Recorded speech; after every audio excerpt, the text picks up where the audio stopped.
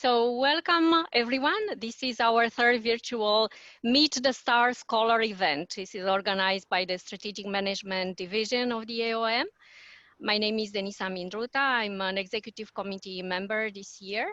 And it is my pleasure to introduce you today, Professor Joe Mahoney. Joe, thank you so much for accepting our invitation. We want to focus on a number of research-related issues, but also to broaden the conversation and really have you share your thoughts, insights, and valuable perspectives on how to live life as a scholar in strategic management. Before I invite you to our conversation, let me give a preview to our guests so they know a little bit more about you. So Joe, you are a professor of strategy, entrepreneurship, and international business at the University of Illinois at Urbana-Cham, GS College of Business, and a Caterpillar Chair of Business. And you got your PhD in business economics from Wharton. Right. I'm gonna follow the format that we used for the previous scholars, and I will focus on just a few of your accomplishments. You serve as an associate editor for the SMJ and AMR and edited some very interesting special issues. In terms of awards and recognition, I listed here only a few of them. You're a fellow of the Strategic Management Society, a member of the Academy of Management Fellows. You received the Irwin Outstanding Educator Award of the STR and a Campus Award for Excellence in Graduate Student Mentoring. We can see the pattern here, many awards related to your mentoring activity. You also serve on various roles at the AOM and SMS. I just mentioned on the slide, you've been a chair of the BPS division, officer of the Strategy Research Foundation. You publish over 100 articles and book chapters, and you have over 2,000 citations. You also wrote a book which is very influential in graduate for graduate studies. The book is titled The Economic Foundations of Strategy. Your community of current and former PhD students, which I'm proud of includes 87 names. Your research is on transaction costs, organizational forms, market friction, stakeholder theory, and growth of the firm. And I'm sure there will be many questions about your current research. I should say that while looking at your CV, Joe, I noticed that you have 28 papers, working papers currently. Could be more than that. And I'm just amazed at how many things you accomplished, and it's such a pleasure to have you here today. And I hope you can share with us the secrets of being such an amazing scholar. So with that, why don't we start by a question that we asked the others guests as well, but also came up in when people registered to this virtual meeting. They had the opportunity to ask a question. So the first question was, why did you pursue a PhD in economics instead of other social sciences? And within the economics, how did you decide to focus on organizational economics? And before I let you answer the question, just want to remind everyone that I'm gonna do a one-to-one conversation with Joe for about 45 minutes or so. We'll see how it goes. Joe can take even longer than that, but then we want to open the floor to all of you so you can ask your questions. So Joe, about your PhD now. Why economics and instead of other social sciences? And why organizational economics? I started as an undergraduate in 1976 at the University of Pennsylvania. I grew up in Philadelphia and about 20 blocks from the school. Um, and when I first started there, my major was chemistry, similar to former colleague Janet Berkovitz, who studied chemistry at Berkeley. And one of the things about the subject was that I was getting very good grades, but I really didn't know what I was talking about. There would be like 6.02 times 10 to the 23 molecules per mole, which I would get correctly, but I really didn't know what that meant. All I knew was that 10 to the 23rd power was a very large number. But the thing about the subject was I think I do best when I connect abstract thoughts to the real world, and I was having trouble connecting chemistry. Of course, there were the experiments in the labs for the observables, but when you first start out, you don't really get a chance for a lot of experiments. So it was very abstract to me. The second thing I found is when I was in the labs at night, I really disliked being alone in the labs. And so I really found that starting out as a chemistry major was not a good choice. At that point, I wanted to become a professor, but I just didn't know a professor of what. So I next went to mathematics, and I had 4 semesters of calculus, and that actually helped me get through the economics program. But as I would never have made it without those 4 courses.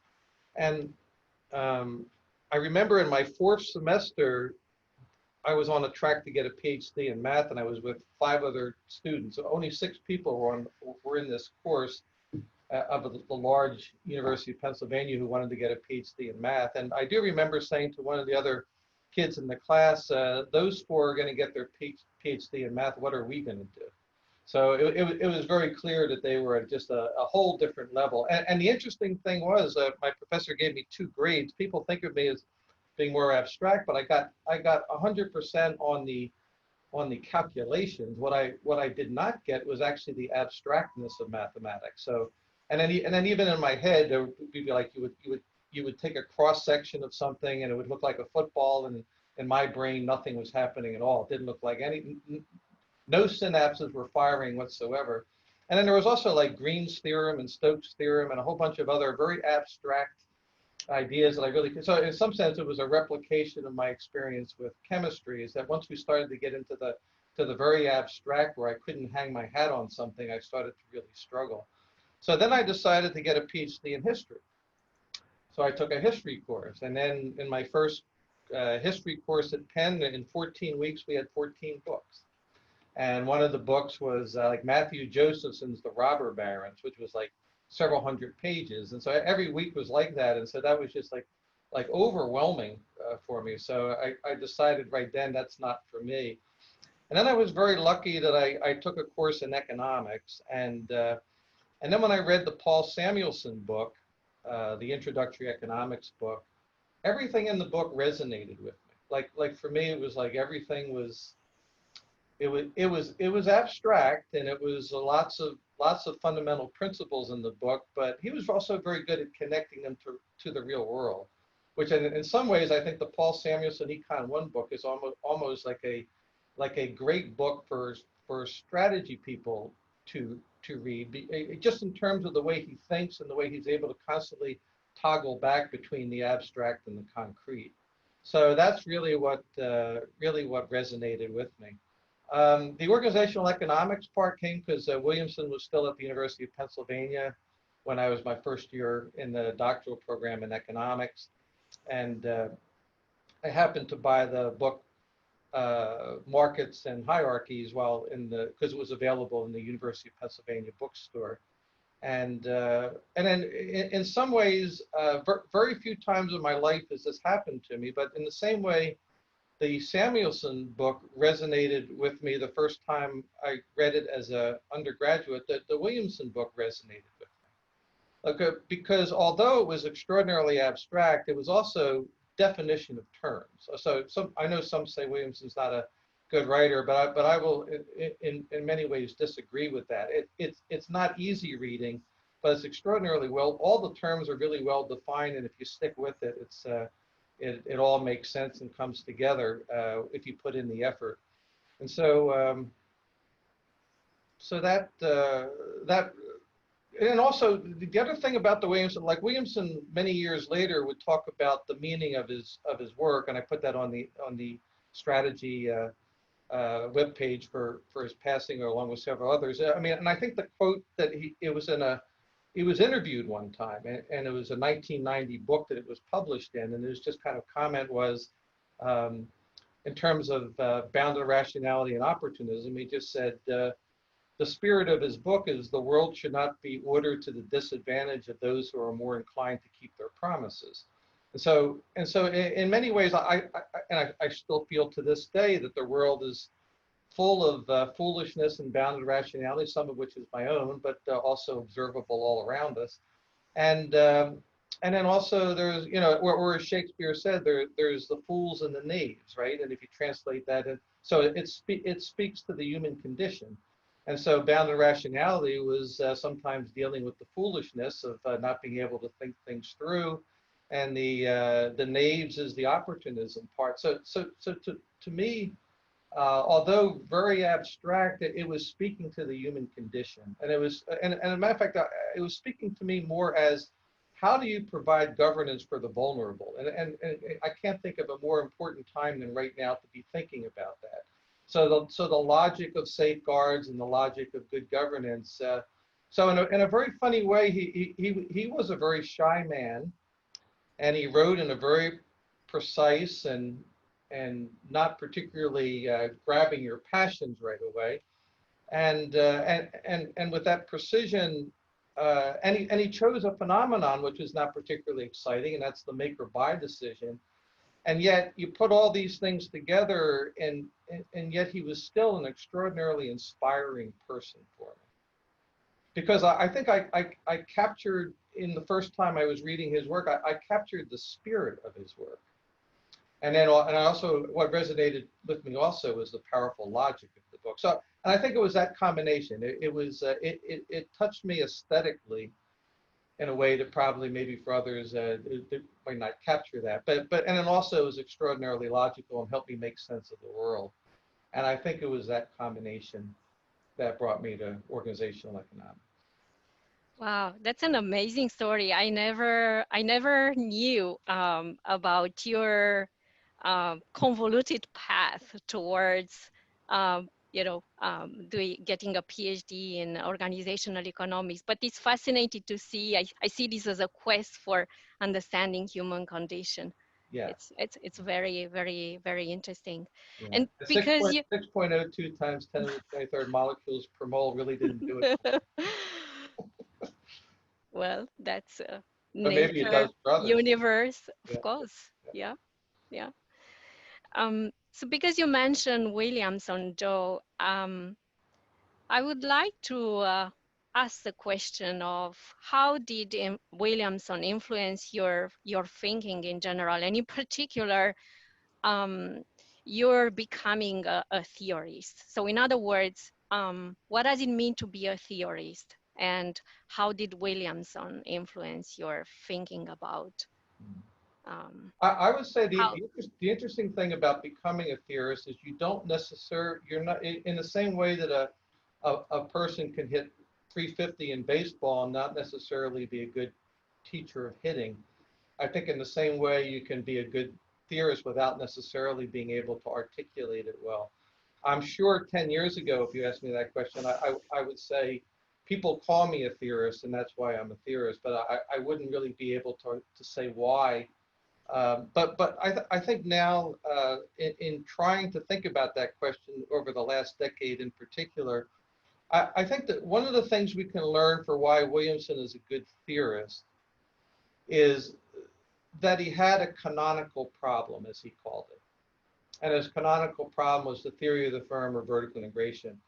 And then his focus then was to be true to the dependent variable. That is, he had a lot of passion of reading in economics, law, organization theory, and he was and elsewhere, and he was constantly looking for insights that would help him with his canonical problem. And then where he could find categories and concepts in the literature that were relevant to the question, he would draw upon them and also give credit. And where there were categories that were lacking, like selective intervention is impossible or the fundamental transformation, he would provide a language and concepts that were extraordinarily helpful for answering the canonical problem. So part of being a theorist, like one time there was a assistant professor who gave a seminar at Illinois, and one of the first things out of the chute was he gave 4 or 5 concepts, and he asked, "What do you think of this conceptual framework?" And so I raised my hand and I said to him, "I will have no idea about this conceptual framework until I know what your problem is." Like for example, this was actually written in an international business textbook for undergraduates, and I thought it was a fantastic example. There's a little girl on the beach, and she's walking along, and she sees a whole bunch of little pebbles and little rocks, and then so she collects them all together, and then she puts them into little piles. She puts them in the piles of aesthetically the green ones and the blue ones and the red ones and just in a way that made sense to her aesthetically. But then from out of space comes an alien ship who then drops a big, large canvas bag over her on the beach, and she's trapped inside. And then she looks at the stones in a very different way, because now she's looking for the stones with the jagged edges, because she has to cut her way out of the bag. So in that sense, the meaning of any typology in theory is it has to be relevant to the problem at hand. So matter of fact, that was another very good theorist, Edith Penrose, said the same thing. Like she, in the beginning of her book, she says, the resources that you define for within your particular work will depend on the problem at hand. So that's the beginning of the theory. And as a matter of fact, that also kind of resonates for anyone who's read the Andy Vandeven book on engaged scholarship. Like his diamond model is that way too. You start with the problem. You then develop the theory and the concepts relevant to the problem.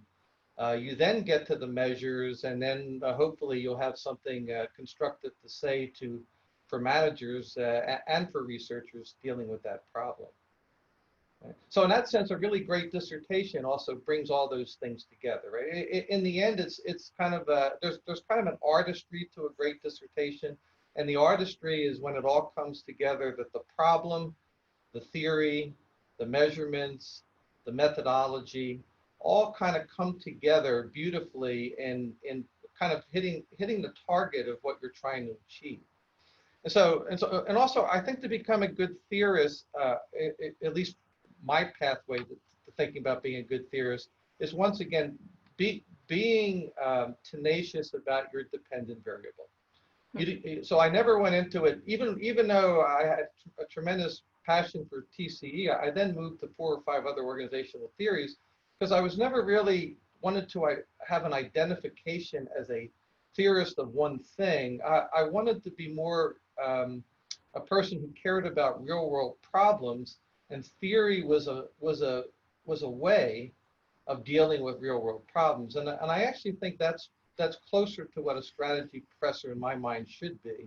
As a matter of fact, I maybe some of the doctoral students who are listening today will probably remember that I often say this over the years in my seminars, is if the people in the disciplines think you're too practical, and the executives that you teach in the evening think that you're too theoretical, and no one's really particularly finding you perfect, then you're the perfect strategy scholar, right? Because it really is a bridge between, and it is the Paul Samuelson book, and it is the Williamson book. So I guess those are the scholars, and Vandeven too. Those are the scholars that are connecting theory and practice, and I really think that's the center of what strategic management is all about. Wow.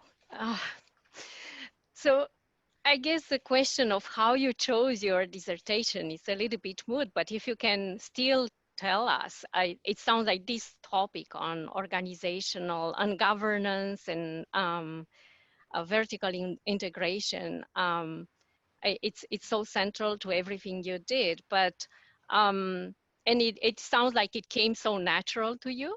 But can you please tell us if it did indeed come so natural, or did you have any doubts at that point? How far did you search for the topic? I think one thing to really understand about my path is it's a very idiosyncratic path.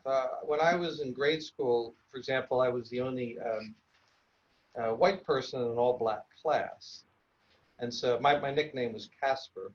But in grade school and in high school, the neighborhood was so dangerous that I really couldn't go out past like 5 or 6 o'clock in the evening. And my entire life, from the time I was born until I went away to college, was probably within a 6 or 7 block radius. And I really didn't get clued in about anything about the world. So when I went to Penn, the interesting thing for me about economics, as opposed to the other subjects, is all the kids at the University of Pennsylvania were extraordinarily clued into the world, and they knew so much more than me. But yet when I took economics, it was the one subject that was so abstract that in a funny way, it was the fact that I was unencumbered by any facts in the real world that made me particularly strong in economics, because I could learn all the principles. And then for me, it wasn't a path of knowing the things in the real world and then connecting to the abstract concept. For me, it was I learned the internal logic of the world of economics first, and then I tried to figure out what the heck does this have to do with the real world, which I knew nothing of. And now I'm a second-year doctoral student, and as a second-year doctoral PhD student, just to give an example, I mean, I have a degree in economics from the University of Pennsylvania in 1980, and I go to open up my first bank account, because up until then I didn't have any money. So I open up the account, and the person behind the counter, I said I want to open an account, and the person says, well, what kind of account do you want? And I asked, well, what kind of accounts do you have? So they said savings account and checking account. And I said, oh, okay, so they are different there. So I knew even coming out as an undergrad, I knew virtually nothing about the real world, because I had really been quite isolated most of my life. So then what do I learn in the first year of grad school? I learned the fundamental welfare theorems of economics. Okay? So now I'm even more in an abstract world than I could ever imagine when I was an undergraduate. And then, as I mentioned, having 4 courses in calculus helped me get through that. So, but then I pick up the Williamson book, and the Williamson book is actually what it is. And Williamson actually said this himself when I was a first-year doctoral student at Penn, and I heard him say this: you can't understand the Markets and Hierarchies book unless you understand the fundamental welfare theorems. So essentially, as you go through the structure of the whole book, it's just so I encourage anyone to just look at all the premises, get out any textbook that has the fundamental welfare theorems, and look at all the premises. And then all the premises that are relaxed are systematically relaxed throughout the Williamson book. So you don't have perfect information, you have asymmetric information, you don't have perfect rationality, you have bounded rationality, you don't have completely fungible assets, you have asset specificity, and on and on. Every single assumption is then relaxed. And so that was my way then of understanding my abstract world. So Williamson was a bridge to me from all the principles I had learned, that I was then able to connect them to the real world, and I was so thankful for that. And so for me, he was an extraordinarily important person in my life, and there's no way that I could have connected to become a strategic management professor if I didn't have the good fortune of having read that book, because I wouldn't have known the pathway myself to get there. So now I'm in the TCE, and one of the comments Williamson makes is incomplete contracting in its entirety. Well, the meaning to that for my life is I knew I didn't have hardly any experience at all. And I also knew that I wasn't going to become a general equilibrium theorist, because I already knew from my mathematical experience before that wasn't going to be it. And I also knew that in order to have a good dissertation, at least I had the meta-knowledge that you had to have a good fit between your theory and your problem. I did have that much going for me. I kind of remind myself of Bill Murray in what was it, Caddyshack, yeah, where he says at some point, well, at least I got that going for me, if anyone knows the movie there.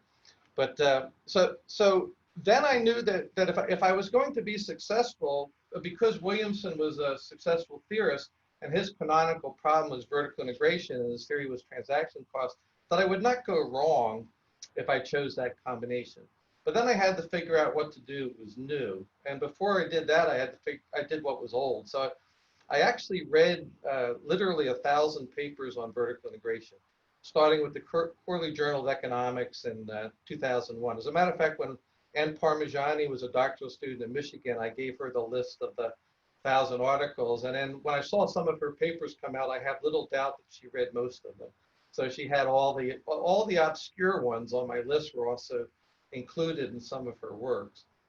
So I have all that, but I still don't know what to do, which is new. And then I was I was lucky enough. I went to the library and I saw there was a working paper that Williamson had at a business history conference, and his comment was that there's very little work joining transactions costs and business history. So then I and of course all of this is my own education. In the meantime, I'm passing all the courses in the economics, but very little of it's resonating with me. So I'm just doing all of this on my own.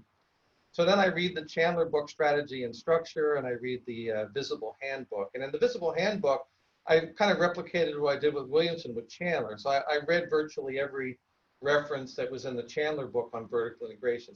And that gave me a tremendous number of case studies. And because I had very little knowledge of the world, but the really funny thing is I really sounded worldly because I was a walking and talking encyclopedia of the 1840-1920 period.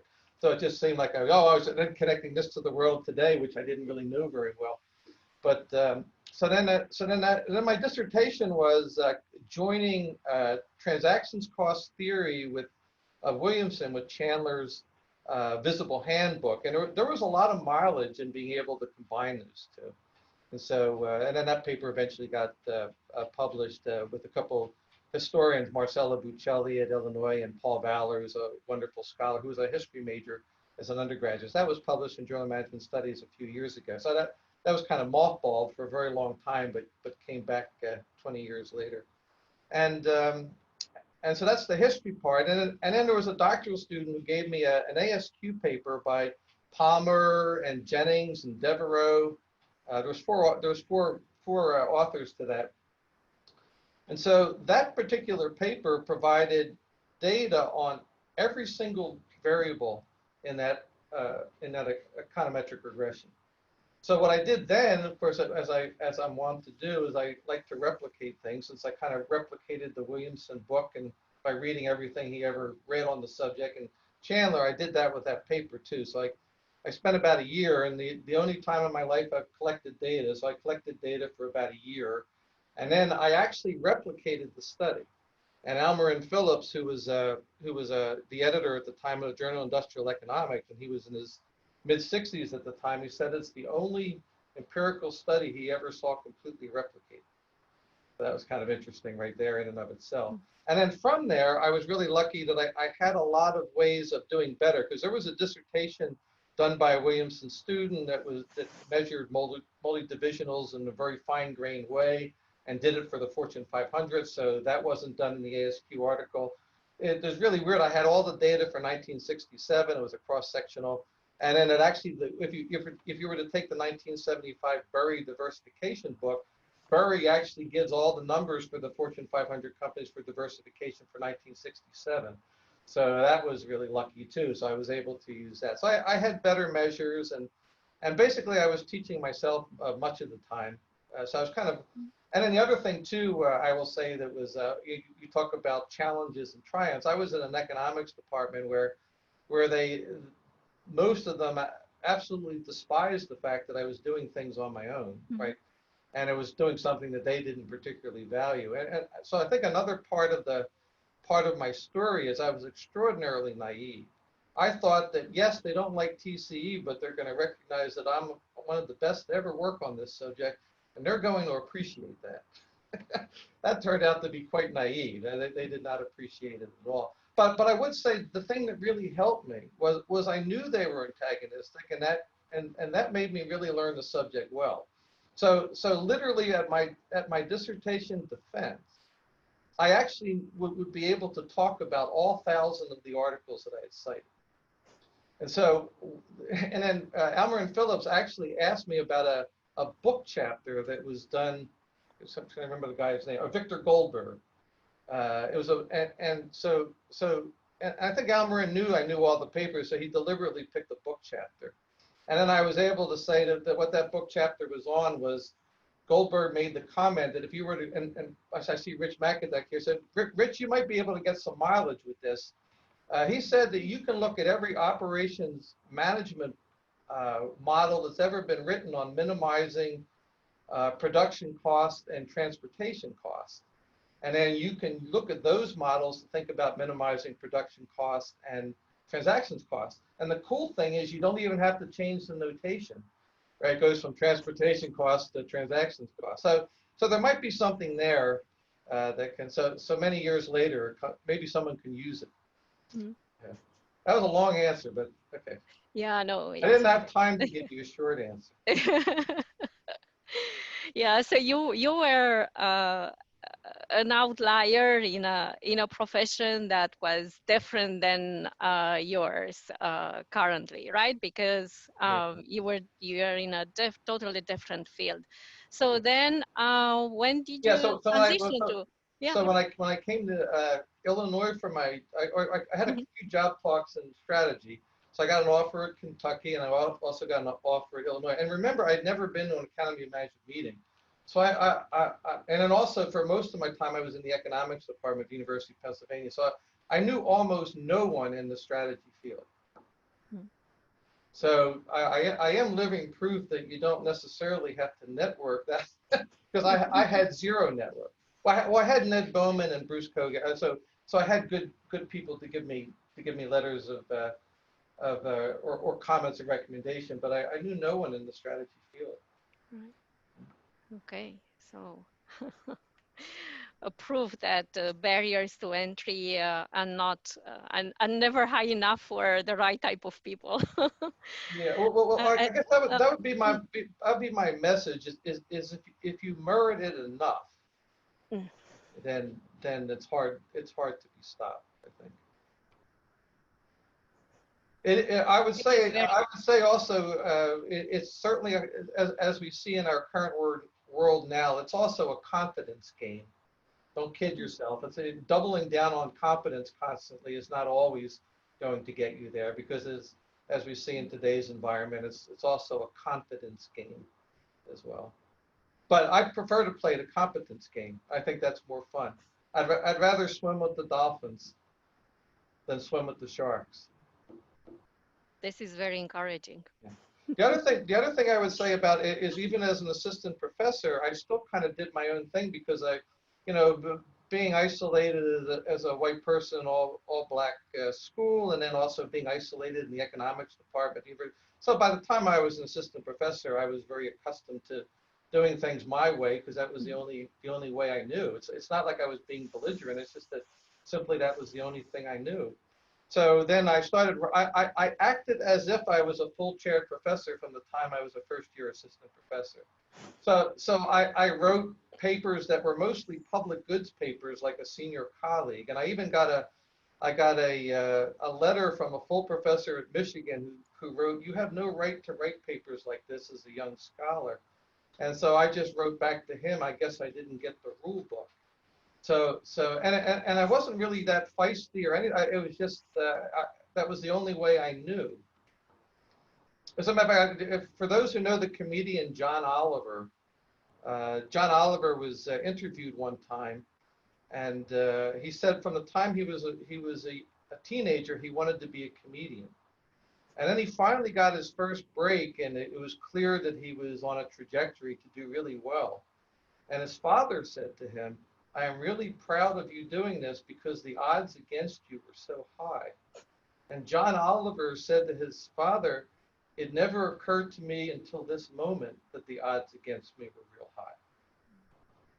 And I would say that's also my story too. I had no idea how much the things were stacked against me, but that naivete was also, there is the expression "dare to be naive."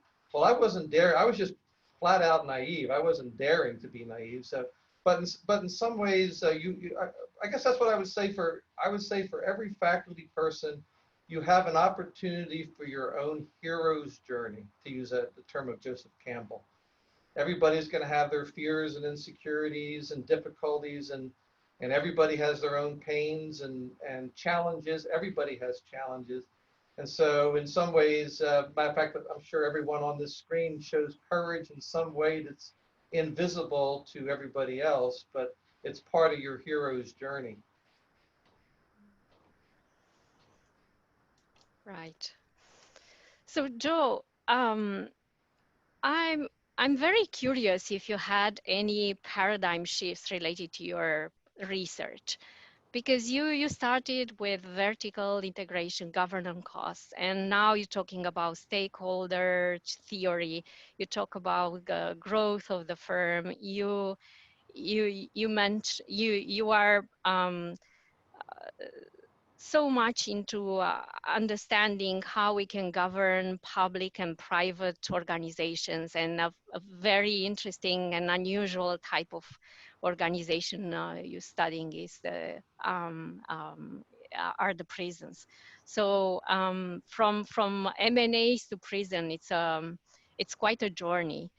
So how would you describe your Well, what I want to suggest to you is that the journey is not as great as one might think. And so the answer to your puzzle is that I remember when Larry Stimpert was he's now president of a university. I can't remember the name of it right now, but he was a doctoral student of Irene Duhaime's, and he was doing a dissertation on diversification.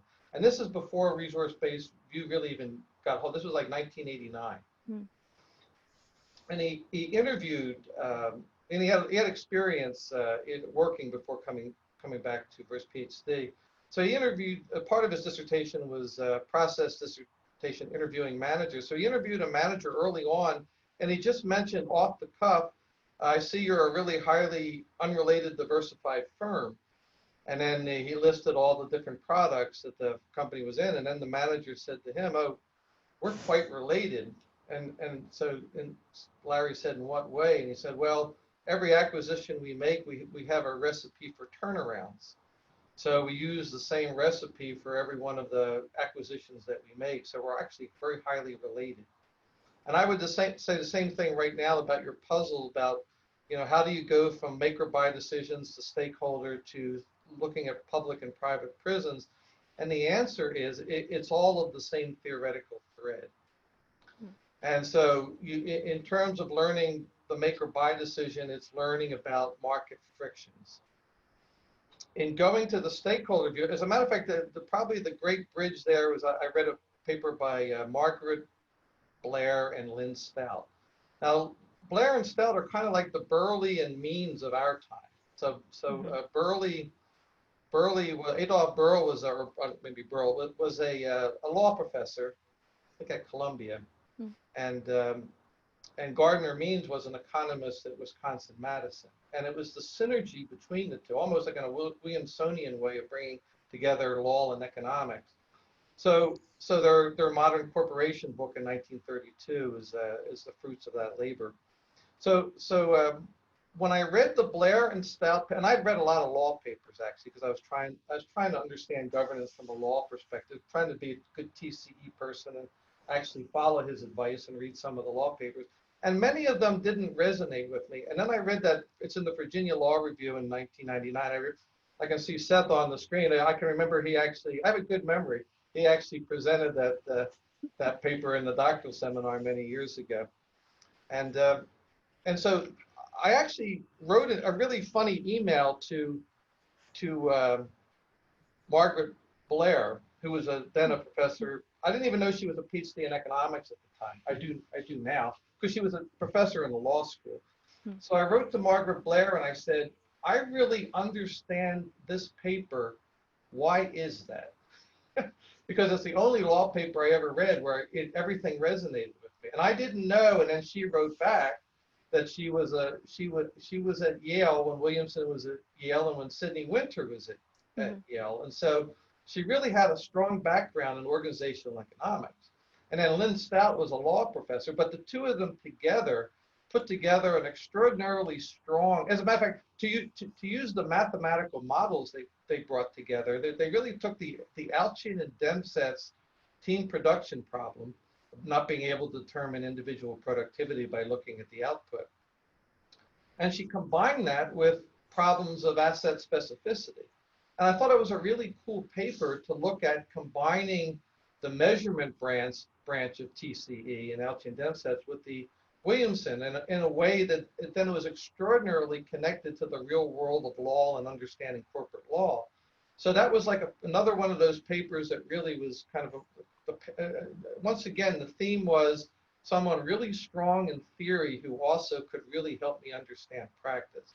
I'm also looking at Rich Maganoff again. I don't know if he remembers, maybe about 20 years ago, I said to him that it was kind of the same thing, right? I said, you're really good at analytical modeling, but you're also extraordinarily good at explaining real world examples. And those are the people I not only appreciate, those are the people I need just to kind of not always have the blooming confusion that's in my head. So I need so in some ways I would say my success is also because of probably everyone on this screen, is that I'm always learning from others so that I can not be as confused feeling as I often feel.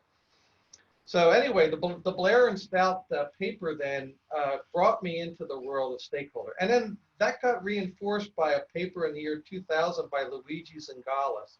It was called, it was his acceptance speech for being the top scholar in finance under 40. And it is a manifesto of changing corporate finance to move from the shareholder primacy to a stakeholder view.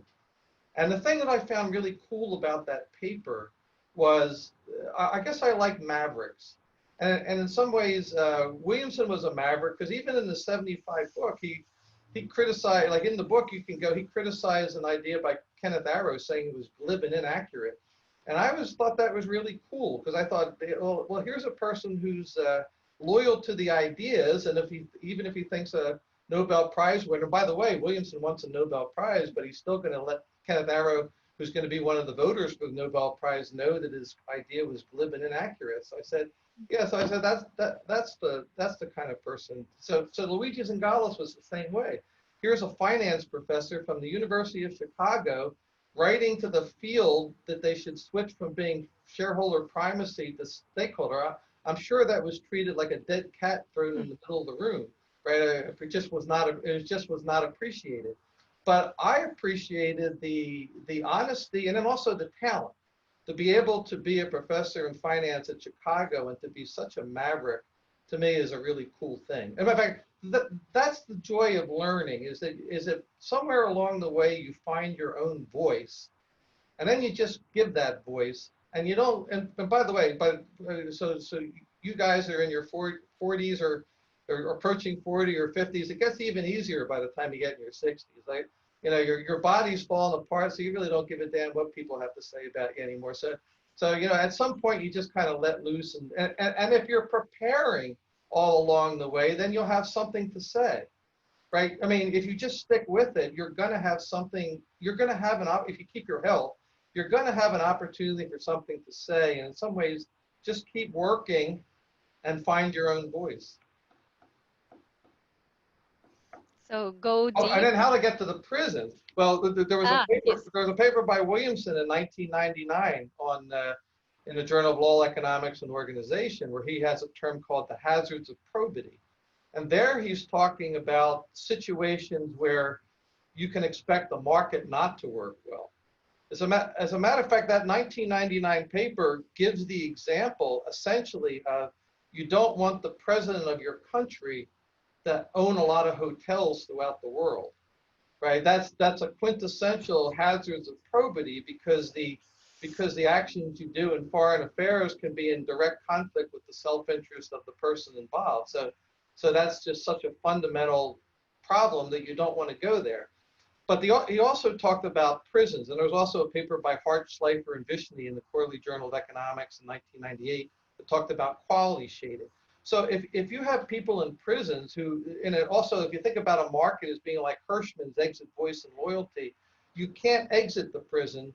No matter how bad the food gets, you can't voice about the prison. So and then the loyalty, you have no choice but to be where you are. So there is no market. So to try to so that in other words, there are limitations of markets. So in areas of foreign affairs, military, I know Anita McGahan and Joel Baum have written a lot about that. You don't want for-profit armies, or you're going to have more conflicts because they'll be incentivized that way.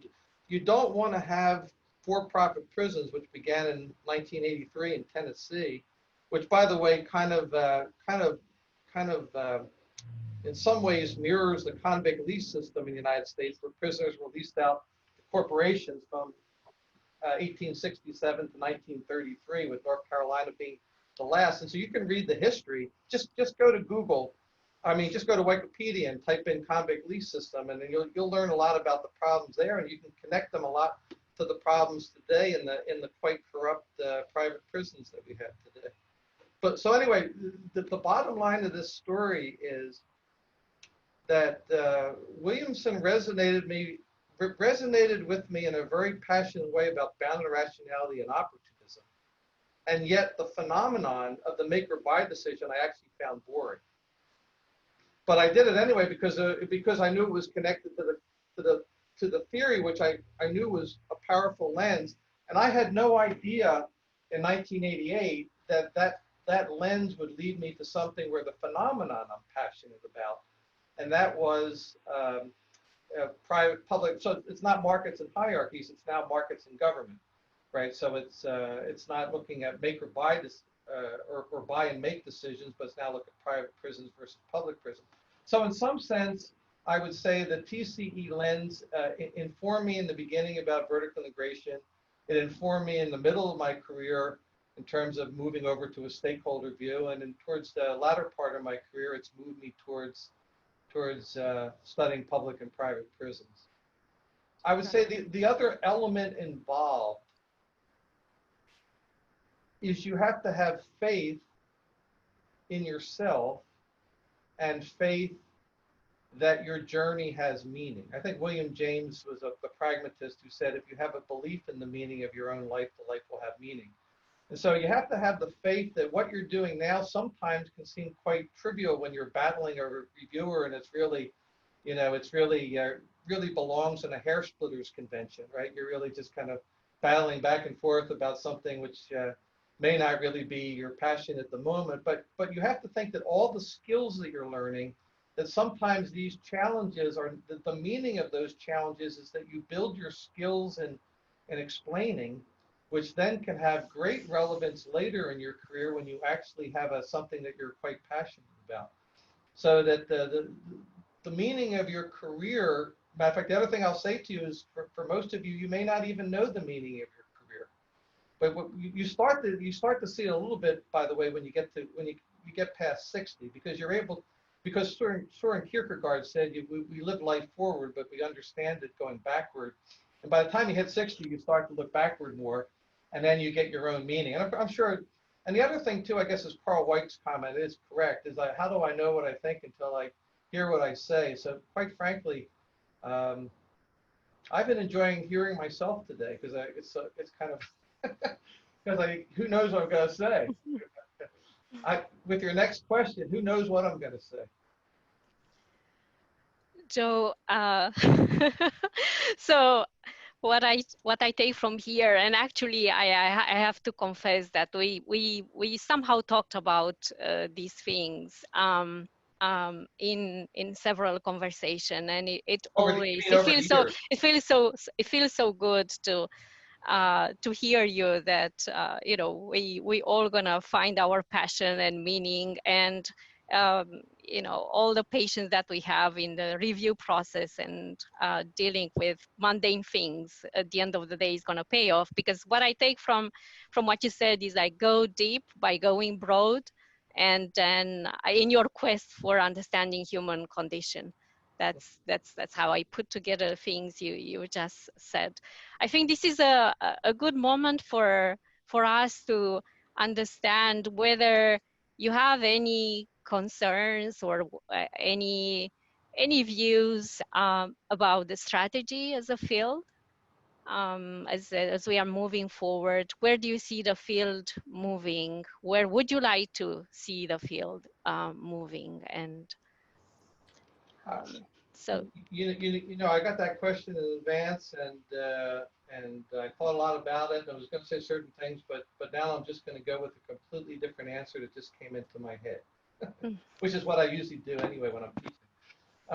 I think many years ago, Ned Bowman, who was my mentor at Wharton and tremendous influence on my career, um, he commented that he didn't think there were enough debates in the strategy field. And so I, I get concerned that people become too publishing oriented, which in the long run, as you get ready to retire, it's not, of course, the number of publications is really important to get tenure. but at some point, it's not the publishing that matters. It's the ideas that matter. And so, also I've been an associate editor 9 years at SMJ and 3 years at AMR. And what I'm starting to get concerned about is the fundamental idea that I think we all need to say to others in the profession is that disagreement does not imply disrespect. And so when I first went into the profession, we all knew that we were here to agree to disagree. And I find over the years that that's decaying a little bit, so that I'm really surprised now that some authors that were like me when I started. So a lot of times in the reviews, I would tell the reviewer that that's incorrect, and then I would give like 50 citations to show that my view was correct. So I provide lots of evidence. Unfortunately, I was in a time period where you were able to do that and still publish. I find today that a lot of reviewers will write to me saying that the author was disrespectful, and this is after the author has said please and great and you're wonderful to the reviewer like 20 times. I'm rolling my eyes how many times they say how great the comments are. They say every comment is brilliant, but even then the reviewers will complain that so the point is that I actually think the review process, you build skills both as a reviewer and as an author if we agree to disagree and we give the evidence on each side. And that's what I meant by long ago when I wrote about science as conversation, that it's really not about winning, it's about getting it right.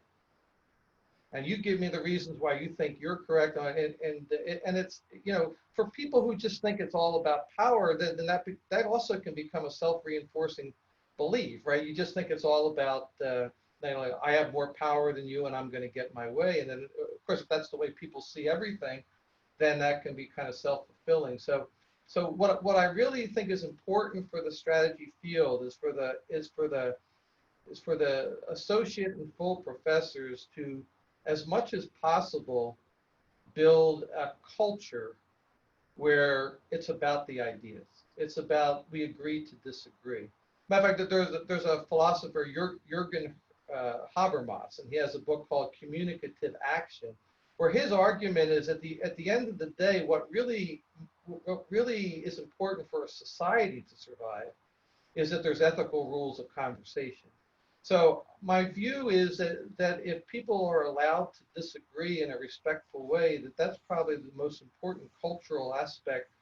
I think the field we have so many smart, bright people in the field currently, and I see the talent in our doctoral students in the last several years increasing. So I think we have a lot of talent that wants to be involved, and as long as we provide, so this is kind of, I guess I really am a Williamsonian then, right? I think it's important that we provide governance and safeguards that allow young scholars to give their voice, and in the long run, that'll be to the benefit, public goods benefit to the entire field.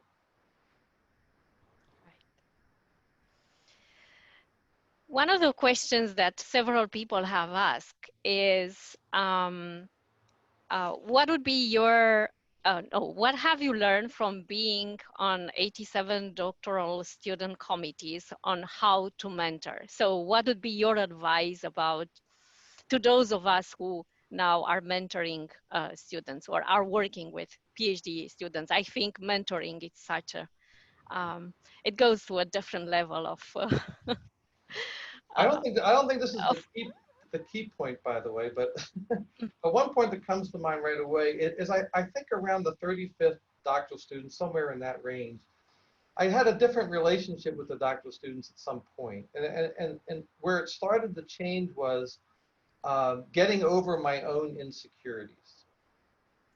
Like I always wanted to be the one who knows everything, but around the 35th doctoral student, I would just start to say to doctoral students, I don't know what the hell you're talking about. I don't know that methodology. You're going to have to explain it to me. I don't know what this measure means when I can't decipher how it's connected to the concept. I think one of the things that really helps in being a mentor is having a relationship with the student where you often will say, I don't know what you're talking about. Because they're studying the subject, and sometimes, by the way, you find out that they don't know what they're talking about either. But sometimes they do, and then that's when you. But either way, somebody's going to learn from that conversation. So that's the first thing. I would say at a more intellectual level, what I learned was that in the same way that there's the red states and the blue states, as Will Mitchell said, there are the red scholars and the blue scholars, and I don't know which color is which, but I don't worry about that. But the point is that there's one doctoral student in particular who I wanted to go through the diamond model with, and so I would ask the doctoral student, and Janet Berkovitz was on the project as well, and for the entire semester, we would ask the student to kind of define their problem, and every single week, the entire semester, the student would come in with a different problem. And then halfway through the semester, I'd be pointing like this, don't you dare come in with a different problem. But he did. He came in with a different problem the following week. So he was making no progress at all by starting with the problem. And then he started with the theory. And then it was like a different person. So he was more of a Kathy Eisenhardt kind of read the literature, find a gap in the literature, fill the gap, and then he was extraordinarily successful. So the thing I would say is when you're mentoring doctoral students, it's really helpful to think about which way, because remember, I told my story of the idiosyncratic. I learned the theory first, and then tried to figure my way towards practice, which is what I did. And so in some ways, I was a Kathy Eisenhardt kind of scholar in my dissertation. But over the years in strategy, I've done enough cases and taught executives for 25 years. So now I prefer actually going from the problem to the theory. But that's not the way I started. And as a matter of fact, if I had started by you give me a problem and then doing the theory, I probably wouldn't have done that well, given my lack of experience. And maybe as a rule of thumb, that if people come into the program with a lot of work experience, my working hypothesis would be you might want to start them with the problem and bring them over to the theory. And if they're a young person right out of undergrad school, you might do better mentoring them by starting with the theory, filling a gap, and then having them connect the problems. At the end of the day, as I mentioned, it's the fit between the canonical problem and the theory, but there's different pathways. And the right answer to that question depends on the skills and idiosyncrasies of the doctoral student you're mentoring. Okay. We are already 1 hour in the conversation, and I'm cognizant that there are so many questions around, and I don't want to monopolize the discussion. But Joe, I have a battery of questions for you, and I want you to give me just a very, very short answer, okay? And then I'm gonna open the floor to everyone. So how do you remember so many research papers? Anita, this was your question. Quick answer, Joe. I think it might be DNA because my father, when he went to St. Joseph's College in Philadelphia as a Jesuit school, and there was a Jesuit teacher of physics. No, okay, of chemistry. And his comment in the first day of class was, if anyone memorizes the periodic table for the next class, they'll get an A for the course. And so my dad, for the next class, had memorized the periodic table and got his A for the course. So my dad had an extraordinary memory. My mom's memory was good too. So it's just, it's probably a lot of DNA. Joe, where do you get your jokes from? Your repertoire of jokes is almost comparable to your knowledge of the research literature. That was the question from Danchin. Okay. I would say that growing up as the only white kid in all black neighborhood as a kid, you better learn how to joke because you need to use humor to diffuse anger. So that's the first thing to say, and also to be more approachable or to be less threatening on both sides. It really helps quite a bit. I would also say that if you know anyone from Philadelphia, there's a distinctive Philadelphia sense of humor.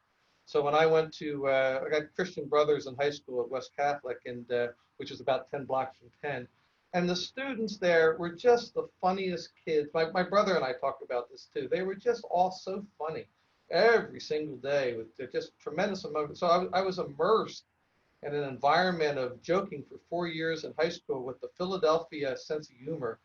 And then only to find out later, both my brother and I have commented, you can travel anywhere in the world and you don't get that Philadelphia sense of humor.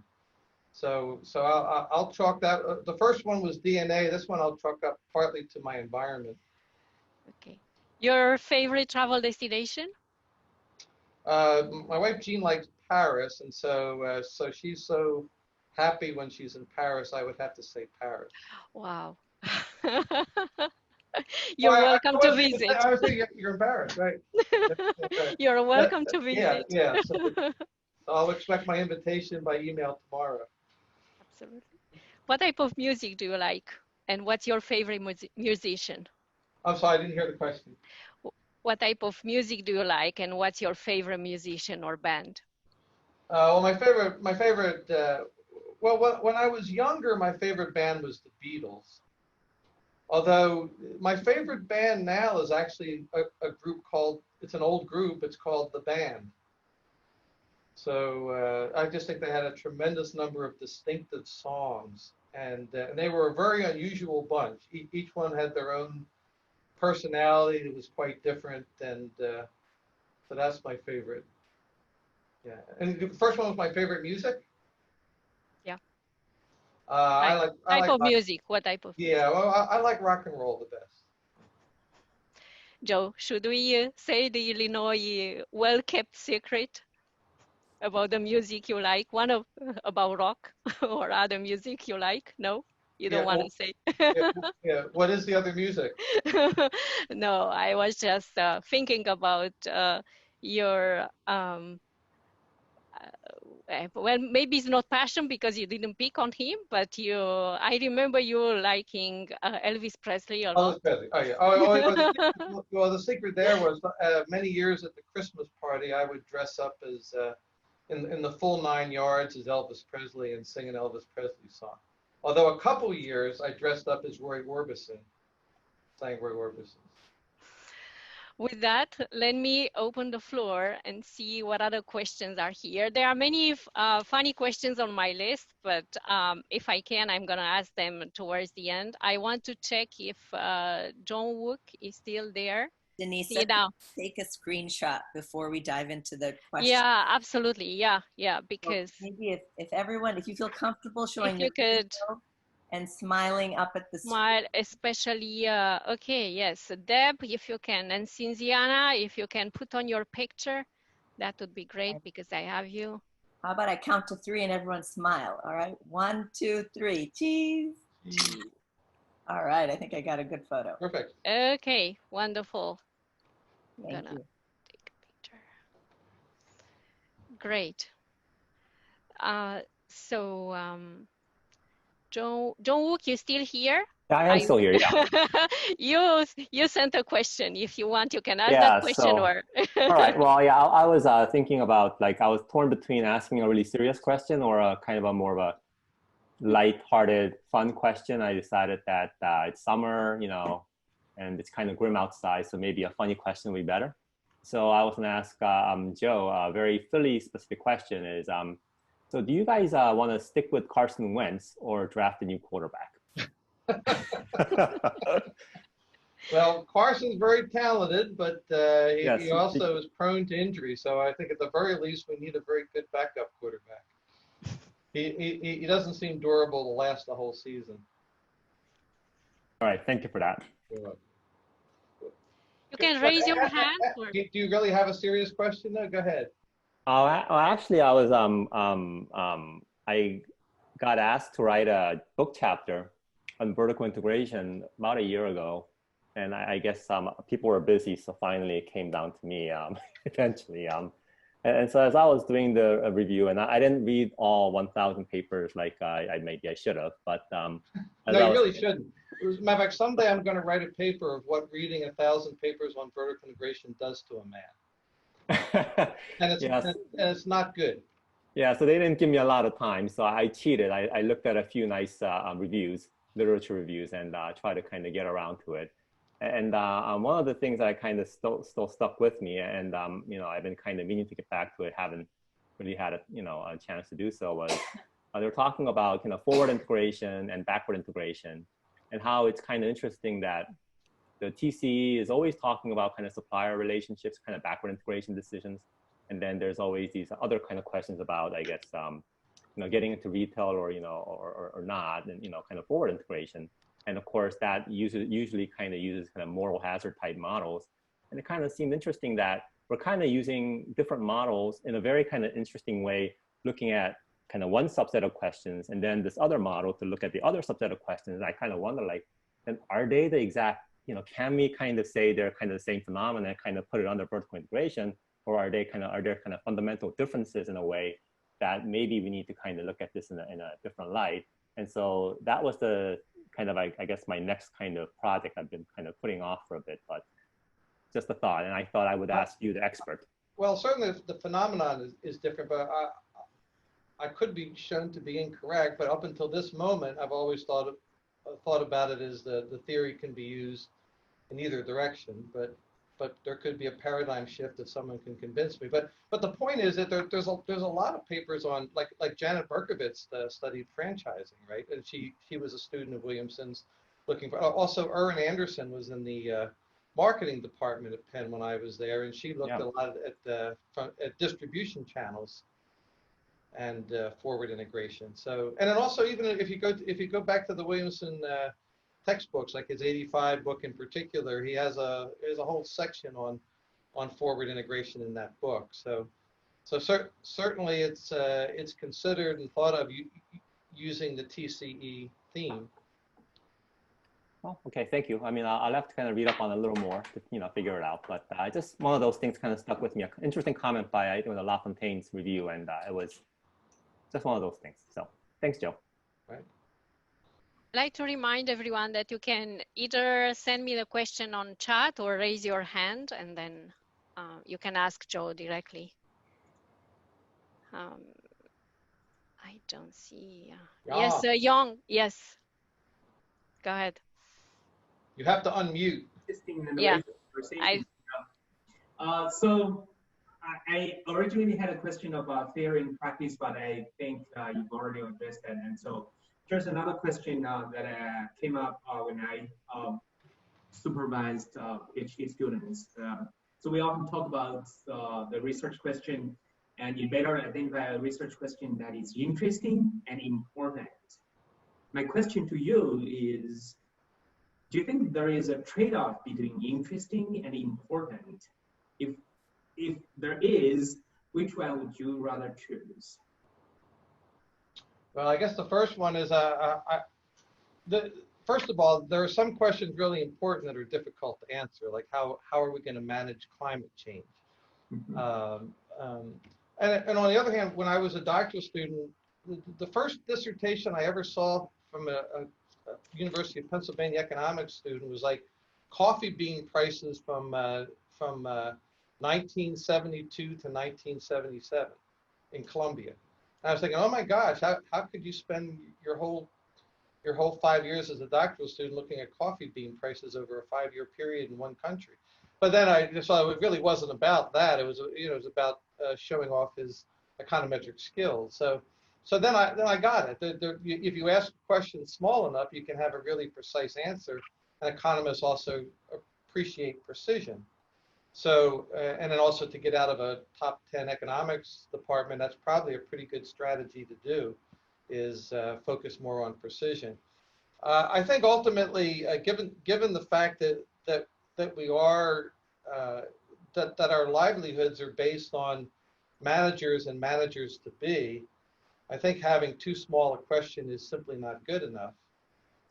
You know, or a few people can do that in the profession, but if everybody does that in the profession, that would be the death of the strategy field. So you have to move to bigger questions. But the other thing I would say about that is about being rigorous and relevant is I think Herbert Simon to me has always been the exemplar of someone who's extraordinarily rigorous and highly relevant. So for example, he used to visit the Pittsburgh Plate Glass Company in Pittsburgh, and he used to go through the factory and look at all their inventory problems and look at their real world problems, and then he would think about them, and then he would actually provide contributions to, for example, linear programming and extensions of linear programming that would then be applied to the very problem that he would be observing in the factory. So once again, I think that the heart of the strategic management field is bringing a bridge between your canonical problem, which is a real world problem, and using theory and categorizations and typologies to address the real world problems that people face. The artistry, of course, is choosing a canonical problem that to use Williamson's terms, is remediable, right? That is, you can do something about it and make it better. Not make it best, right? But make it better than where it currently is. So in other words, I think strategic management is about finding that sweet spot. The other way to say it too is there's a book called Pasteur's Quadrant, right? So another exemplar of someone who was scientifically rigorous and practically relevant was Louis Pasteur. Well, you certainly don't want to be in the other quadrant, right, where you're neither rigorous nor relevant. Make sure you don't wind up in that one. Mm-hmm. Right. Cinziana? Hi, Danisa. Hi, Joe. Hi, I want to ask you, what's the paper that you wish you had written 10 years ago and you didn't write, either because you didn't think it was a big enough paper at the time, or I don't know, because you didn't connect it in a way that you would do now? But what's a paper that you wish you had written 10 years ago? The answer to that is when I first started in the profession, Ann Huff recommended, who was a senior person at Illinois, she recommended follow your energy. And then she also gave me, I guess her name was Ann Dillard. I've never actually read any of her books, but she wrote an essay about her works, and she just said, give everything you have in the moment. So at every moment in my career, I never held anything back to provide into the next paper. I just provided everything I had into every paper I ever wrote. And some of them aren't that good, but that's all I had at the time. You know. So by the way, sometimes in your career you feel really physically and mentally great, and you typically do better work. And there can be other time because of life circumstances that are really draining you in different ways. And so some of those papers are just because that's where you're at physically and mentally at that time of your life, and they may not be as good. But I would say that at every point in my career, I just followed my energy, and I really can't say that there's any. I never suppress myself. Other people suppress me. As a matter of fact, there is the saying that I could not see further because I could see further because I was standing on the shoulders of giants, but I think a lot of times in my career, I could not see further because giants were standing on my shoulders. So, but I never self-edit. That gets me in trouble sometimes, by the way, with administrators at my school, as many people will know.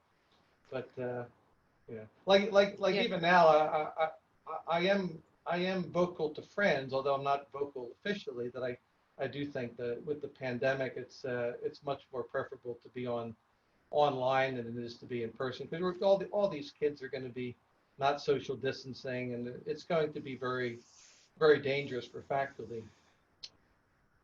So So I do speak up. Matter of fact, now I'm recorded as speaking up about it. But. Thank you. I'm going to try to group the questions a little bit by topic. So I'm going to go with Niklas now. Would you like to ask your question? Yeah, I guess it's a little bit of a follow-up question to the question that was just asked. Is there like any bigger thing that you wish you had done different in your research career?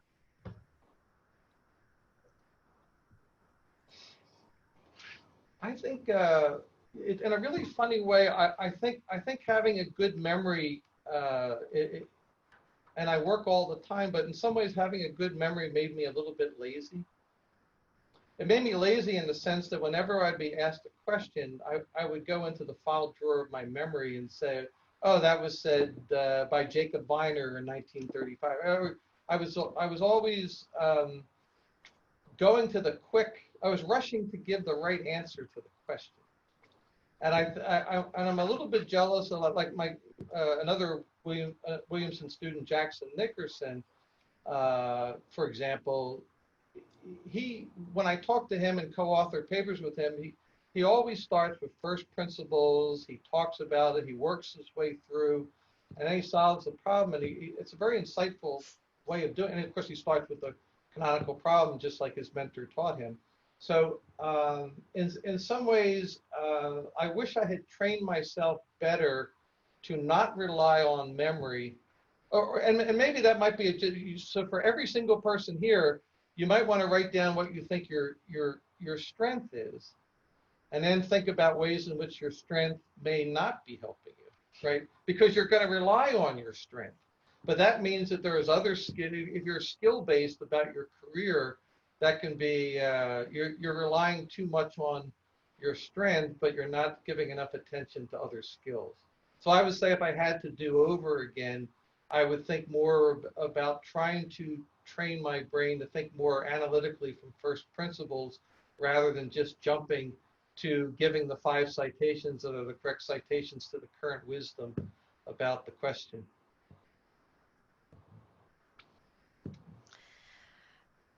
Rich, maybe you can ask your question now.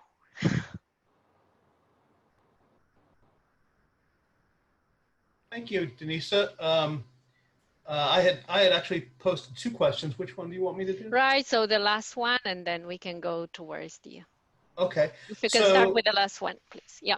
Sure. Okay. So, you know, Joe, since you and I have joined this field over the past several decades, the field of strategy research has grown just massively in both its scale and its scope. I mean, you can see that in the STR division's domain statement, which reads almost like a State of the Union address, if you will.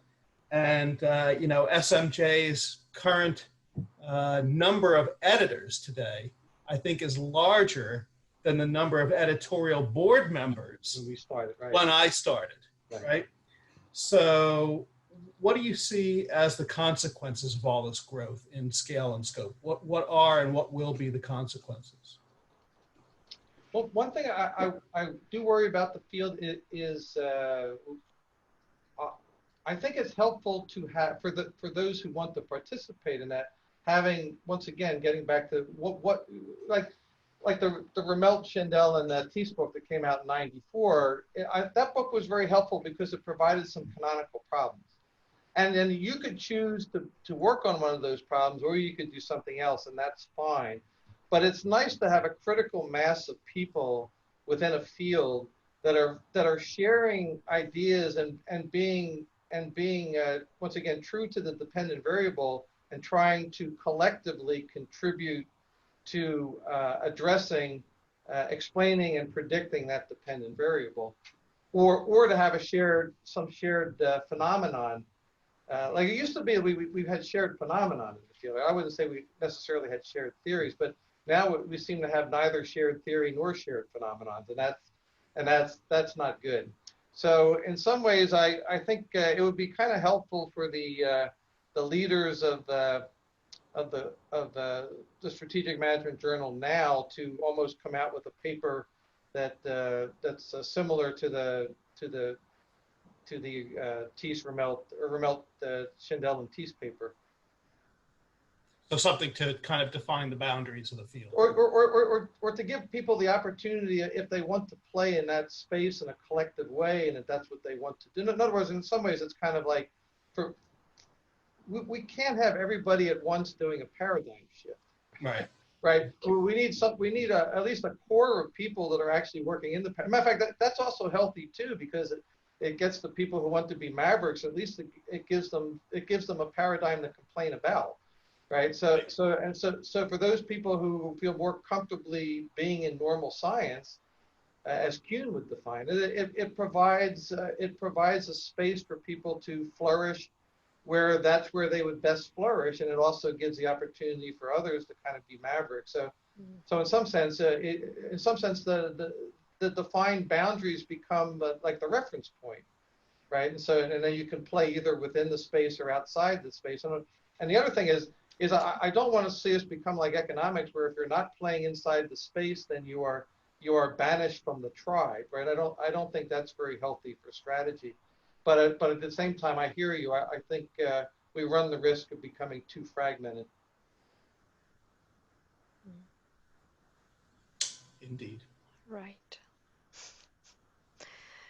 It's Rich, you want to, it's going to be a big jump with the second question, but. Okay, sure. Sure.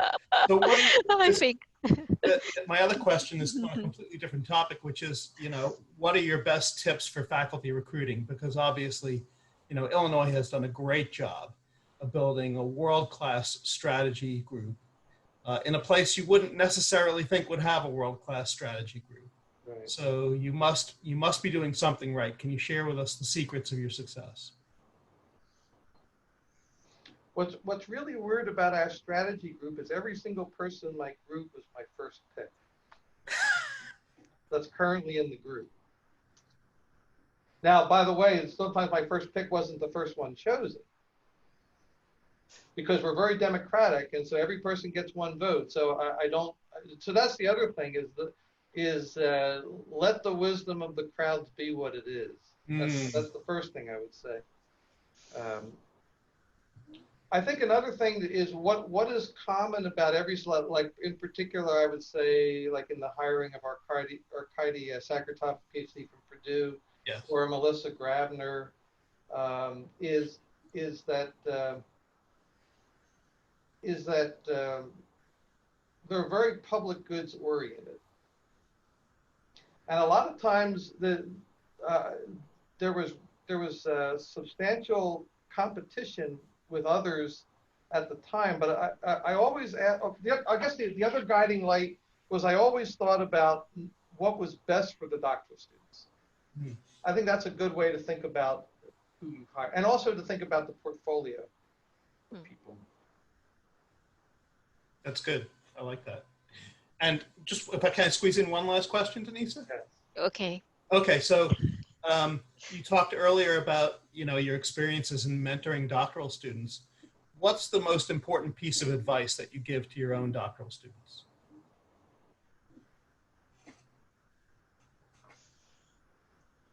Well, I often say what I've already mentioned. I said,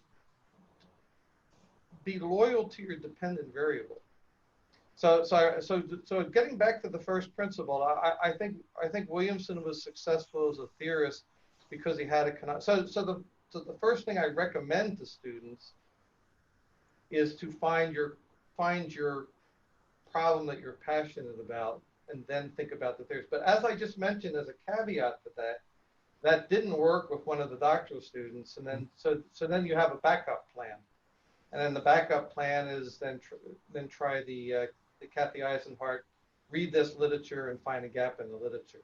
So maybe putting the synthesis together, Rich, is finding the strength of each doctoral student and trying to help them in the pathway that works best for that doctoral student. Great, thanks very much. I guess I should mention one thing too, is the one thing, I don't care how slow a doctoral student is, but the one thing I get really bothered with is if they're lazy. So the only doctoral students I've ever I ever turn down are those that and I'll even tell them, I'll say, the reason I'm not going to be on your committee is you're so much better than you're just not putting in the effort. So I think that's the important thing to have as a culture. And like, some people have more talent, some people have less talent, but to appreciate each person for who they are.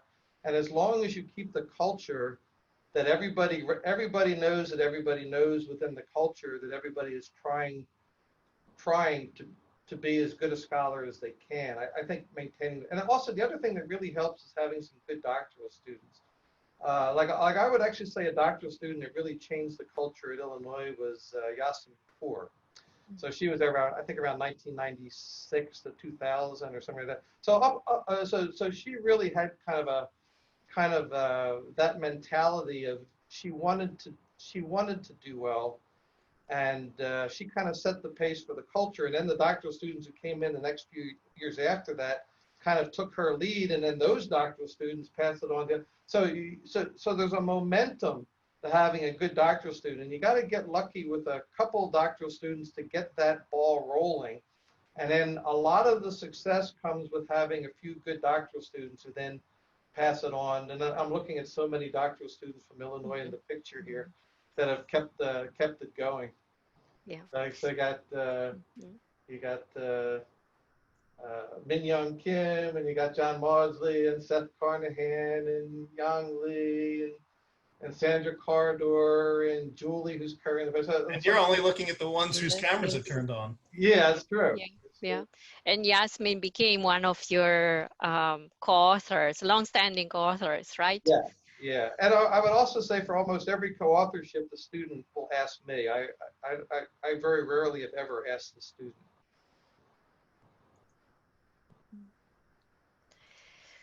May I invite now some of your students to ask questions? I know John has asked a question on the chat, and then Seth.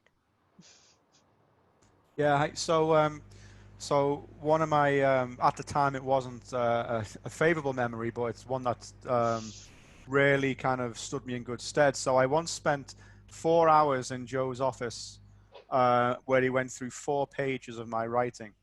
And I was absolutely destroyed when I came out of that meeting. I was so tired. Joe had so much energy for 4 hours, and I was a wreck coming out of it. But ever since that time, I have Joe's voice in my head when I write. It's like, Joe, you're kind of guiding my writing almost when I'm writing. So I'm interested to know who's in your head when you write. So is there anyone particular that guides your writing?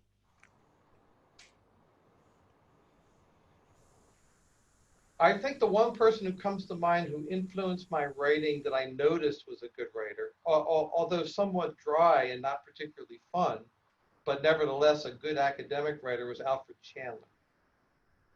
And the thing I noticed about Alfred Chandler is the first sentence and the last sentence of every paragraph were the 2 most important sentences in that paragraph.